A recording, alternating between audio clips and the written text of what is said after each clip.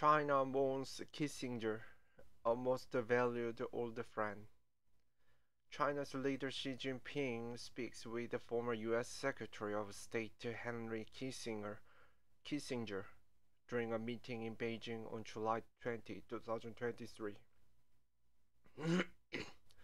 Hong Kong CNN.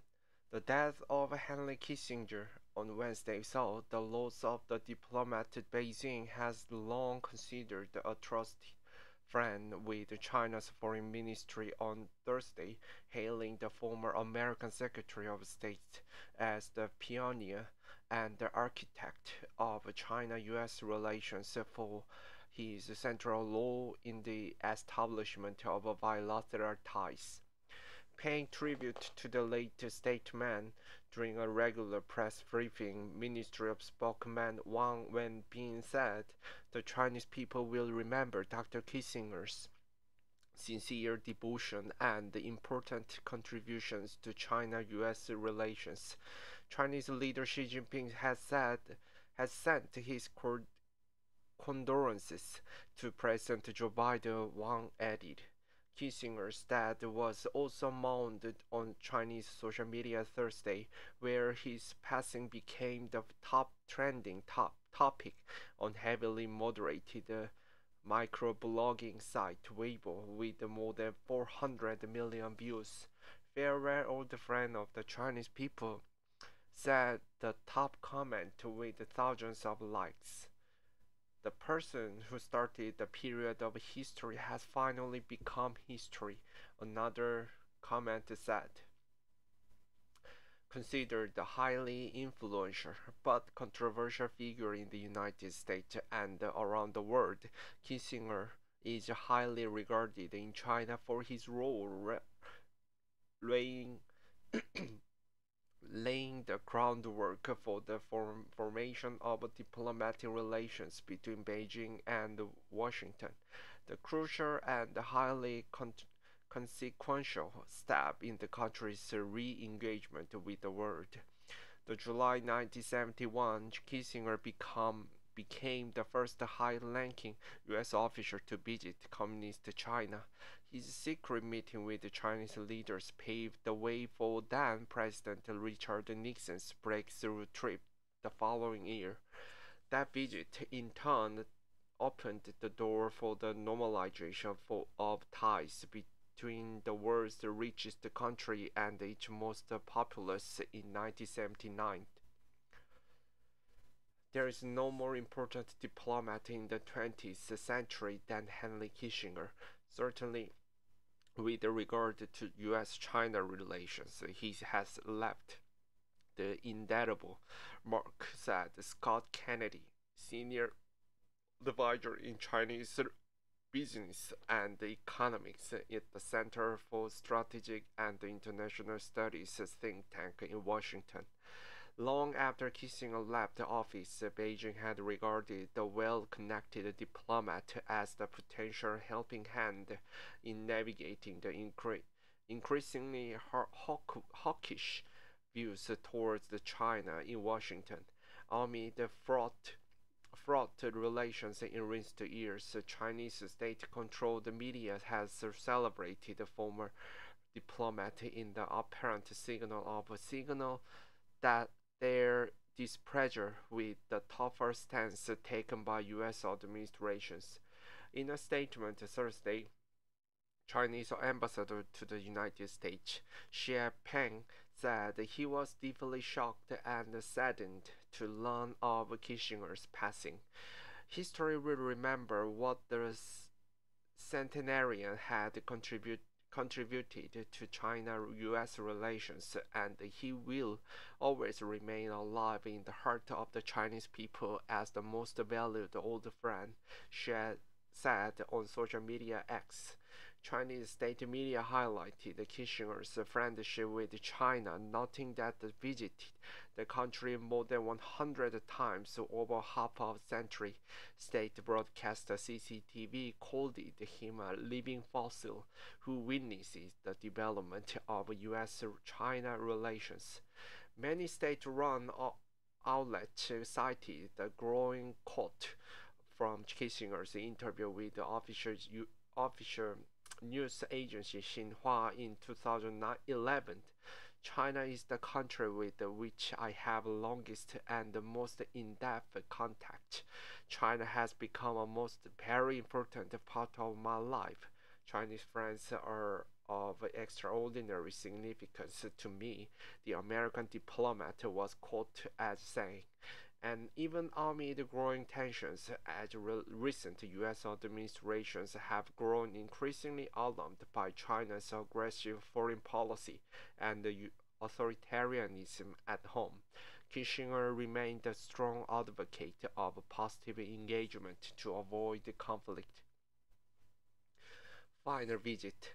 Kissinger last traveled to China in July when the Biden administration was busy dispatching cabinet officials to the Chinese capital in the attempt to restore fractured communications ahead of the potential visit to the US from Xi, which took place earlier this month. Bilateral relations had then plunged to the new long following the fallout from the alleged Chinese spy balloon and the high-level U.S. visit to Selp, Taiwan last summer. On his surprise visit to Beijing, Kissinger was granted the meeting with Xi, who hailed him as an old friend. That made him stand out from U.S. climate envoy John Kerry and Treasury Secretary Janet Yellen, who traveled there on separate trips that same month and only met with their counterpart. Kissinger also met with Chinese Foreign Minister Wang Yi, who told him U.S. policies towards China require Kissinger-style diplomatic wisdom and Nixon-style political courage. On that trip, Kissinger was held up in Chinese state media as the example of old France diplomacy, according to Alfred Wu, an associate professor at the Lee Kuan Yew School of Public Policy at the National University of Singapore, referring to China's practice of pointing to international figures who have contributed to positive, stable relations between their country and China. Chinese media very clearly try to paint the picture that this is a good diplomacy and Kissinger is forward-looking and have goodwill for mitigating the tensions between two countries, and other current diplomats are not like Kissinger, said Wu, adding that Beijing was in reality not aiming to be a close friend of the US in its own diplomacy. Kissinger, the Flying Tigers, all are part of the story of the U.S.-China relations, golden model, or golden old days that Xi Jinping wants to promote, Wu said, referring to American pilots who helped China fight Japan during World War II, who were recently highlighted in state media coverage ahead of Xi's U.S. visit. But among some Chinese intellectuals, there are mixed feelings about Kissinger's legacy, who some saying he only tried to promote peace with China and didn't have principles when it came to China's political realities, Wu added. Creative diplomacy. Kissinger's covert 1971 visit to China as Nixon's national security advisor followed more than 2 decades of hostility and almost no contact between the two countries. That trip, where he met the Chinese Premier Zhu Enlai, and the second visit that same year paved the way for Nixon's own breakthrough trip the following February, and then signaling of the carefully worded Shanghai communique, where both sides agreed to work toward normalizing relations.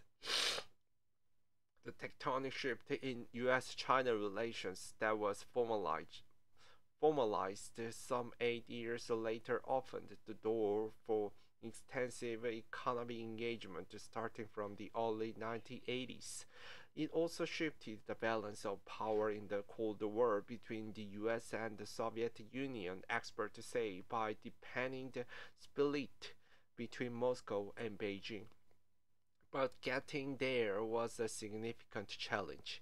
There were a variety of voices in the United States in the 1960s quietly calling for finding a path, path toward normalization with China, but it took very careful, wise diplomacy to actually implement and get that process rolling, said Kennedy as SIS in Washington, pointing to both sides' management of key differences. 50 years later, Kissinger's brand of pragmatism and what experts described as his effort to put aside ideological differences for strategic purposes appears at odds with the recent trajectory of the US-China relationship. While Biden and Xi met earlier this month to ease tensions, the friendly public gestures believed the mistrust on both sides, with each seeing the other as seeking to use or co-opted the current world order in their favor. It's more difficult for the US and China to find a pragmatic balance because the domestic politics in both countries have shifted dramatically, said Kennedy. It's really hard to think today that we would have the US and others engaging in that kind of creative diplomacy with China and the other countries with which we have the biggest differences, Kennedy added. That's what Kissinger was able to do.